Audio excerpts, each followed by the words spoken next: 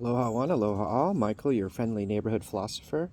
Today I wanted to talk about the very simple premise that anything is possible.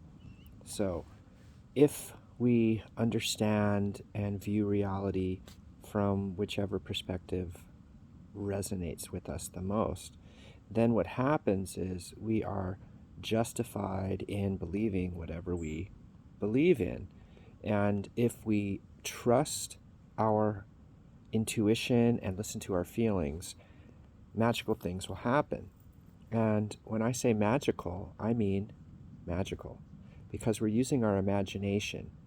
And when we use our imagination to the point of resonance that allows us to feel good, I'm going to say 99.99965% of the time, what we're doing is using all of our 5 basic senses as well as our 3 spiritual senses to sort of ascertain the value of what it is that we are receiving. And everything is information, and information serves to transform the individual receiving that energy into, again, the points of resonance that are going to make the most sense. And the form of language that we all feel, because everything in the universe is sentient, is that of sound. I will repeat that because it warrants further discussion. The language that all beings understand are feelings. The most resonant type of communication is sound, right? Makes sense, doesn't it?